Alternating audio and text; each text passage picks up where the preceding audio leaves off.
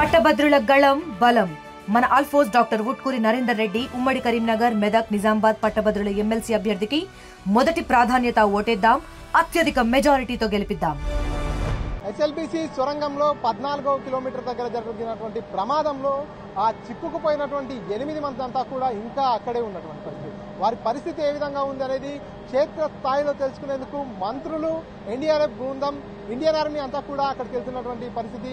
లోపలికి ఏదైతే టన్నెల్ లోపలికి వెళ్ళడానికి ఇక్కడ మనకు కనిపిస్తున్నటువంటి ఈ ట్రైన్నే పూర్తిగా ప్రధానంగా వాడుకుంటున్నటువంటి పరిస్థితి. ఈ నేపథ్యంలో ఏదైతే ఈ ట్రైన్లోనే పూర్తిగా మంత్రులు కావచ్చు, అదేవిధంగా హైడ్రా కమిషనర్ అయినటువంటి రంగనాథన్ కావచ్చు, అదేవిధంగా ఇండియన్ ఆర్మీ సిబ్బంది కావచ్చు, ఎన్డీఆర్ఎఫ్ సిబ్బంది కావచ్చు, వారంతా కూడా దీంట్లోనే ఉన్నారు. చూస్తున్నాం ఆ పైన కూడా పూర్తిగా లోపల వెళ్ళిన తర్వాత సహాయక చర్యల కోసం అక్కడన్నీ కూడా కొన్ని రకాలైనటువంటి పరికరాలను కూడా తీసుకున్నటువంటి పరిస్థితి. ట్రైన్ పైన కట్టేసినటువంటి ఆ చెక్క లాంటి ఆ కట్టెలు ఏవైతే ఉన్నాయో వాటితో కొంత సహాయక చర్యలు అందించేందుకు వెళ్తున్నటువంటి పరిస్థితి చూస్తున్నాం. అయితే మంత్రులంతా కూడా ఈ భోగిలోనే ఉన్నారు. ప్రస్తుతం ఏదైతే ఈ భోగిలోనే విజువల్స్ లో చూస్తున్నాం. మంత్రి జూపల్లి కృష్ణారావు కావచ్చు, అదేవిధంగా అధికారులు, మంత్రులంతా కూడా వెళ్తున్నటువంటి దృశ్యాలన్నీ కూడా చూడవచ్చు.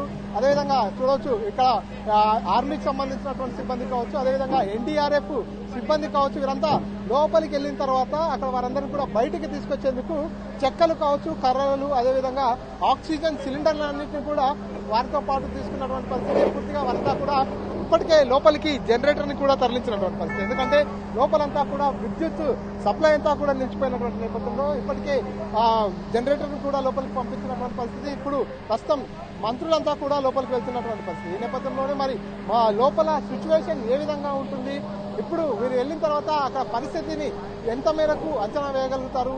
ఇప్పటికే ఆల్రెడీ లోపల ఒక ఎన్డీఆర్ఎఫ్ టీం అంతా కూడా పనిచేస్తున్నటువంటి పరిస్థితి. సో మళ్ళీ ఇప్పుడు ఎన్డీఆర్ఎఫ్ టీంతో పాటు ఇండియన్ ఆర్మీ టీం కావచ్చు, అదేవిధంగా మంత్రి జూపల్లి కృష్ణారావు కావచ్చు, కొంతమంది అధికారులంతా కూడా లోపలికి వెళ్తున్నటువంటి పరిస్థితి. సో ఇప్పుడు లోపలికి కొన్ని రకాల పరికరాలన్నింటినీ కూడా తీసుకుని వెళ్తున్నారు.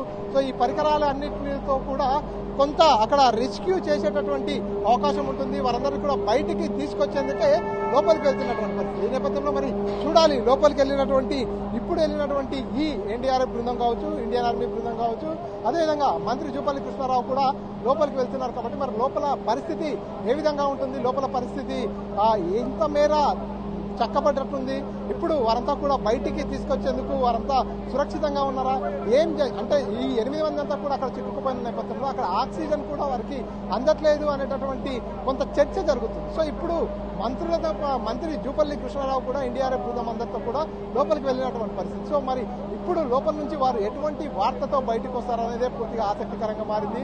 లోపల పరిస్థితి ఏ విధంగా ఉంది, ఆ బురద కావచ్చు, వాటర్ ఫ్లోయింగ్ ఏమైనా తగ్గుముఖం పడిందా, లోపలికి ఆ 8 మందిని గుర్తించేందుకు వెళ్లేందుకు ఏమైనా దారి ఏర్పడుతుందా అనేది ప్రస్తుతం ఆసక్తికరంగా మారింది. మంత్రి జూపల్లి కృష్ణారావు కావచ్చు, మిగతా సిబ్బంది అంతా కానీ బయటికి వస్తే లోపల సిచ్యువేషన్ ఏందనేది అర్థమయ్యేటటువంటి పరిస్థితి. నర్సింగ్రెడ్డితో మణికంఠ, RTV, SLBC టన్నెల్ నుంచి. మరిన్ని వీడియోస్ కోసం ఛానల్ ని సబ్స్క్రైబ్ చేయండి. లేటెస్ట్ అప్డేట్స్ కోసం వాట్సాప్ ఛానల్ ని ఫాలో అవ్వండి. ఆ లింక్ డిస్క్రిప్షన్ లో ఉంది.